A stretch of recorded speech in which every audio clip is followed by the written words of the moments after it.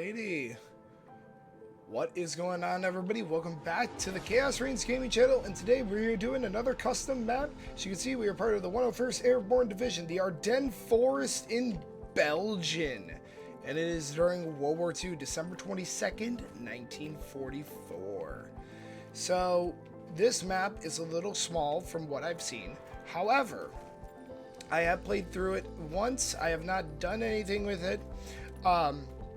It does look really, really cool. It looks very cramped, though, I will say. So, and plus with the zombies sprinting, that's going to always be fun. But I hope you guys have been enjoying the videos that I've been putting out.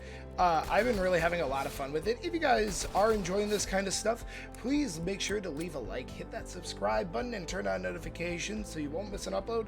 And let's just hop right into this map. So, we got the Grand, or the Garand. We have the M1 carbine, which we're actually going to take. And then there's a door over there for 1500, but we're going to try to get to this door first because there's the box over there and it looks like a bunch of perks that are over there. And then there's a power switch that's over there. And I would rather get power on and go from there and kind of hit the box and try to get perks as much as we can and try to survive that way than trying to force a front over here. Because that's what it's all about, not giving up your fronts. Especially in World War II. Whoop, nope. Round 2, here we go. That was just a bad play by me. Oh. So that's the end music, is I'm Dreaming of a White Christmas by Bing Crosby. Interesting. That's nice, though, and sweet. Hopefully no copyright, please. Because that's such a good song. That's one thing I also want to talk about recently, is that I'm kind of disappointed in YouTube's copyright systems and copyright laws, because it's like, there's certain songs that I wish I can use, but in the terms of the guidelines and everything, you can't use them because of what YouTube says about them. And I get it that it's like people are like, well, there's this, there's that, there's all these other things, but like in the words that T-Bean had said, I believe it was on Hot Ones, which is that you can get free publicity out of it for artists. And I think that's the bigger thing, is if we can showcase the artists more. Sure, I'm a small YouTuber, but that doesn't mean that like I can't just have it like at certain points in the background or whatever. Because I feel like music is very important. Yes, it can be subjective to everybody, but it's one where everybody loves music. Everybody wants to listen to music.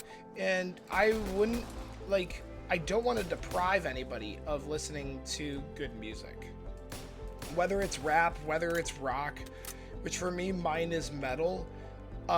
Just to name a few bands that I love like The Hue, I love Ice Nine Kills, I love Motionless in White, Iron Maiden, Metallica, all like some of the old and like the classic rock and the new rock I love, but I'm also like a guy who will also listen to sometimes like country, depending on who the artist is. Sometimes I'll throw on a little bit of like pop music, sometimes rap, depending on who the artist is, and just kind of like, because that's one way to express yourself. And the problem that I see it with a lot of companies nowadays is like, they're like, oh, we're all about privacy, we're all about this, and it's like, wow, I'm such a terrible shot. The thing I say to that is, yes, but you're also taking the same approach, and no disrespect. 2,000 for a random perk. Wow.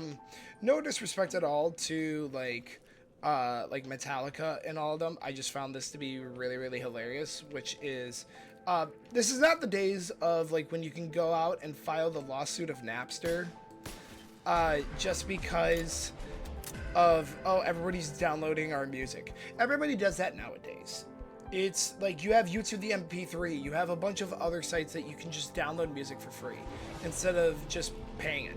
And you're not going to stop it because there's no way that you can stop it. And there's no way that you can police it, really, unless you're just scouring the internet waiting for that one little like red button to fly and be like, we got somebody who is trying to download illegally. Nobody's gonna do that. Nobody's gonna want to sit at like a desk and look at a computer all day and wait for somebody to download something. That'd take ages. Like, I mean, when I say ages, I mean like just waiting for somebody to finally go in and just be like, yes, we got him. We got where he downloaded this. Now we can press charges. And it's like, I don't think anybody really cares about that anymore, especially because of such the age of technology that we're in.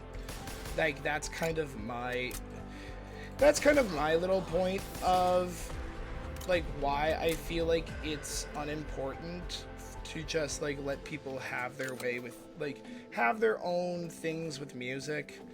As myself as well, I'm a music industry major. Coming from that standpoint of like the recording companies, yes, you take hours in recording. Yes, you are looking for venues to try to make sure that bands get their money. But at the exact same time, the way to attract people, the way to get that money sometimes is by publicity.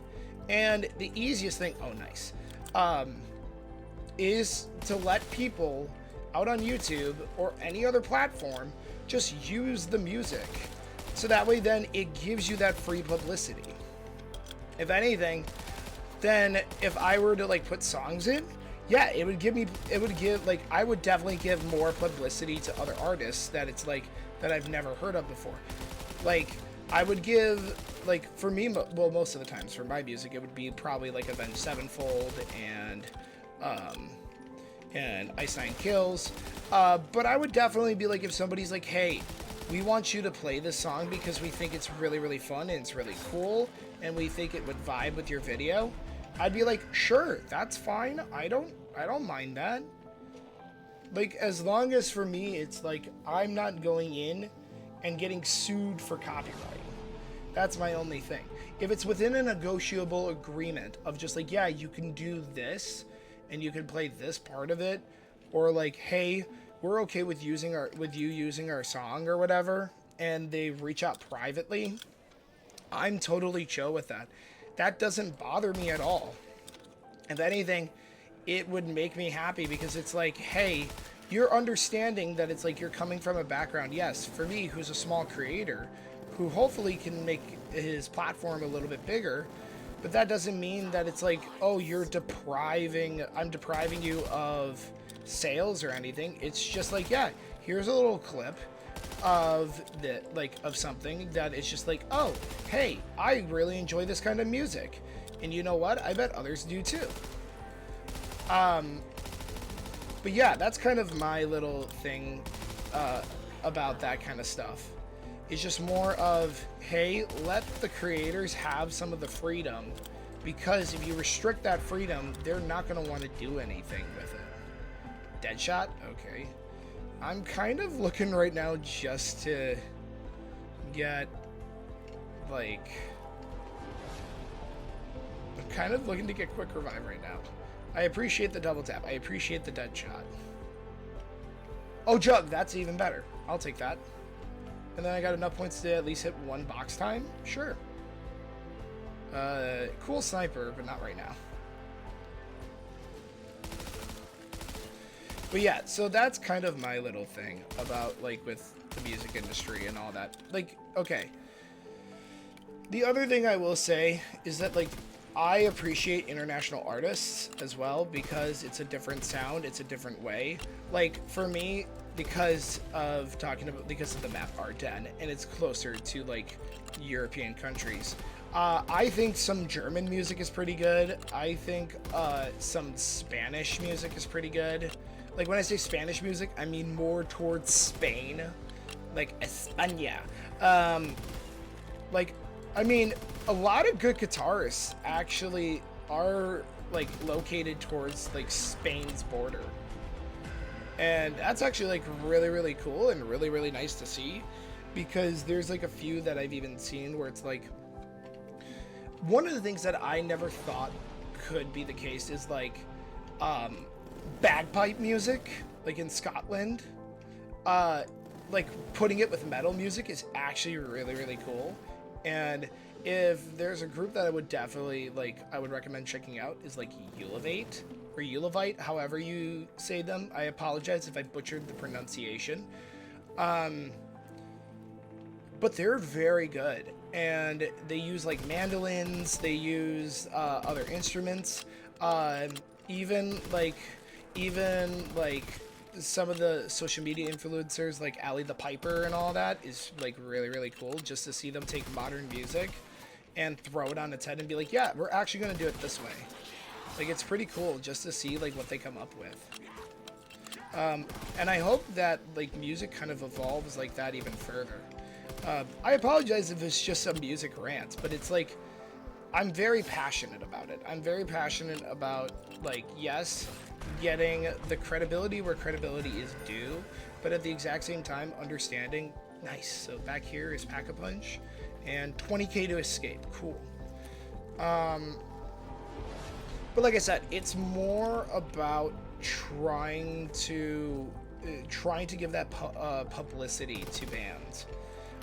Because I think there's a lot of bands out there that definitely would recommend, like I would recommend listening to, and I would recommend you guys check out. However, speaking of bands, one of the ones that I actually started kind of listening to that like, one, it's because I'm there to support my friend, but it's like I'm slowly understanding it because I've never understood that kind of music before, is a group known as Gelatinous Cube. They are very, very good. Like, and when I say very good, I mean like I didn't understand them at first just because I didn't understand the vibe of music that was going for. And then all of a sudden it was like, oh no, we're treating it like this. And I was like, now I see your vision. Now I see what you're trying to do. It may not be my favorite, but I very much respect it. And it was one that I would definitely recommend, like, if you ever get a chance to listening to them, go listen to them. They're absolutely fantastic people. I've seen one of their shows. And even though they perform in small places right now, definitely would recommend, like, going out to them and being like, yo, like, can we hear some of your music? And even if they have a Spotify, like, play them on Spotify, because like I said, it's also like one where it's like, yeah, you're supporting local bands. But that's enough of my music rant. But man, this skybox is so perfect, not gonna lie. Like, this map in general is beautiful. Like, I am surprised because it's like, you would expect from like a World War II-ish kind of looking map to make it look like very gritty and very dark and dull and gray. This has like, yes, there's a lot of white and brown and gray to it, but it's one where it's like, it doesn't feel overwhelming. It doesn't feel like, it doesn't feel bland. It feels very lively, which is kind of a good thing. So shout out to the map developer, whoever created this. You have a really, really good map here. I like it a lot. Hitting the box now. Oh, the Walter's not bad. Wow, there's a lot of ammo in this guy. Okay, I might keep him just because I need a horde clear. Oh wow, that's a good sounding shotgun right there. Nice. I think the first thing that I'm going to try to do is, like, I'm going to try to get my perks and try to get Pack-a-Punch. Because I think if I can get those, then that'll make it easier for me to try to get the 20k. And 20k is not that hard to get, honestly. Like, right now, I only have 30k. Or, 3,000. And, like, some people are like, well... Okay, cool, I got Quick Revive. Nice. That's actually really, really helpful for me. So our last perk then should be Speed Cola. Because I believe there are only 6 or 7 perks on this map. And that's cool. That's chill. I don't mind it. So 7. So, because there's Mule Kick. So all we got left is Speed Cola. Cool. that'll be nice because then I can at least carry a third gun on me. But yeah, no. Interestingly enough, when I was younger, I actually went to France and was more towards the Paris area. So the whole trenches kind of vibe, we didn't get to see those, but I did learn a lot about it, especially on a bus tour that I went on of the city of Paris. What you call it? The group that I went with was known as the Illinois Ambassadors of Music. Wonderful group of people, wonderful group in general. Like, I would highly recommend, if you get the chance, definitely, like, especially if you're an Illinoisan, definitely go and do it. It's a fun time. Like, I'd recommend it, especially if you've never been to Europe, because we're using Crazy Rabbit's gun right now, the Car 98. Which is actually kind of a nice gun on, like, this kind of map here. M1 carbine, not bad. But yeah, so we got to visit a bunch of different memorial sites, and we got to visit a bunch of sites that are more based around, like, World War I, especially because that's where a lot of the war happened, was around in Europe. Like, in Germany, in France, in a lot of the European countries.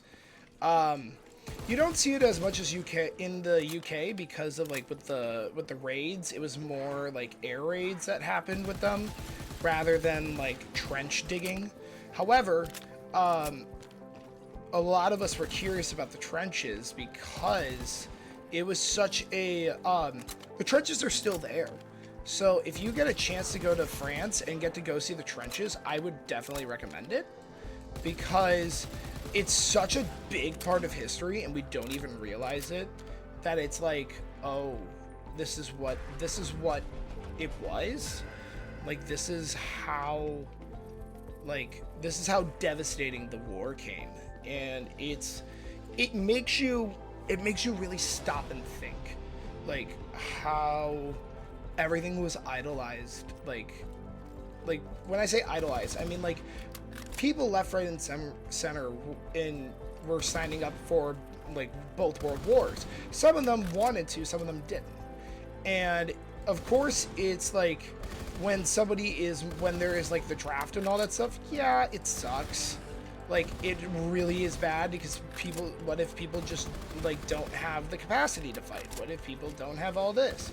And it could be a scary experience for a lot of people. And I'm, like, looking around at the map, and I'm like, yeah, I've gone camping before, I've done all that kind of stuff. Would I be able to survive in, like, a condition like this in the heart of war? I don't think I could, because you're hearing all the gunfire in the background. You're hearing, like even just, like, a night like this where it's snow, it's like, it gives, like, almost an eeriness to it, and it's kind of scary in a way, because you're one where it's like, you're so, like, you're waiting for the enemy, you're waiting for this, and at any moment they can pop up, and you're just like, what is going on? I'm so confused. And yeah, it can be a very scary, nerve-wracking experience. So to all, like, and I myself am somebody who is very much, like, about, like, honoring our veterans and all that stuff. My grandfather is a veteran, and God bless him for all that he's done for the country. And he's somebody that I've idolized because of him being selfless, but at the exact same time, it's like, he also was fighting in the major global conflict, and he was doing his best to protect our rights and to defend us as Americans at home. And I think whenever a veteran does that, you cannot give them anything but the highest praise. And for me personally, it's like, if there's a way if people can give back more to veterans, I definitely would. Hopefully, coming up soon with some of my friends, we're gonna do another EE for C. I want, like, there's a couple of things that I want to try to put out for because of everything that's going on in the world. I definitely want to see if there's like a way that we can donate some of the money towards like veteran foundations, because especially when we're wanting to do it, I think it would be nice to kind of like honor those vets and really like show our support for that. Secondly, because of my other grandfather, who I am very, very close with, I would love for a charity stream to go towards the National Arthritis Foundation for research into arthritis and research into that kind of illness, because it's not treatable, really. Like, or if anything, it's not that it's not treatable, it's very hard to treat. And many people are always affected by it, especially in the world of arthritis. And it's one where I feel very concerned because there's not enough information. And then thirdly, of course, there's kind of four that I would do. Third would be what we did last year, which was to St. Jude's Children's Hospital for cancer research for child cancer. However, the last one I would probably say is to like some sort of charity that involves like to a theater programs for kids who want to do theater, or like theater scholarships. Because for me, theater is such a big part of my life, and I know it's like, and that's kind of why I also do the videos, is because I know it's a form of theater. It's a form that it's like, I know people will understand, and people will get that, and it's one where I'm very passionate about theater. I think theater is important, especially kind of coming from the heart of Chicago, where a lot of theater lies. I think it's super important to kind of know that, like, hey, like, theater's thriving and it's alive and well, because a lot of schools, I hate to say it, and this is kind of true, try to downplay the fact that, where it's like, well, we don't need theater in our schools. But you kind of do, because it's a creative art form. It allows people to express their creativity. And I will always say this to people, which is, even though you say you're not a theater person, there's always some sort of creativity in the world of theater that you can do that can make a difference to somebody. Like whether it's helping build a set, whether it's like doing sound design, whether it's doing tech for for a show, even if that means you're like working front of house, where it's like with the box office and all that, it shows that you still have a genuine interest in theater. And that's kind of my big like thing with that, is that when schools get rid of it, it just makes it feel very much like, it disheartens me, because I'm like, I know there are people who want to express their creativity, but they can't. And that's why I also love doing like Dungeons and Dragons and Pathfinder and all that, because it allows the creative freedom. But yeah, no, wow. 9K points, round 19, we're looking pretty good. Look at that beautiful moon, honestly. Hold on a second. And there we go. Cool.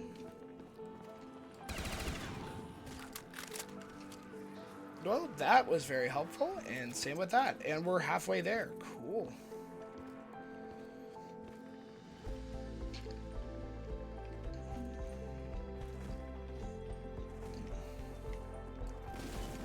Nice.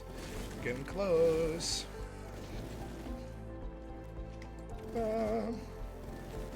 Please, thank you.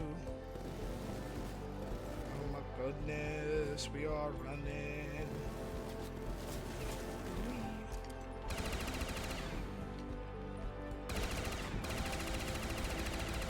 Double points, nice. That's what I needed. Oh god, I am bolting through. We're almost there. We only just need 7k more and then we're done. Wow. That's kind of nice, actually.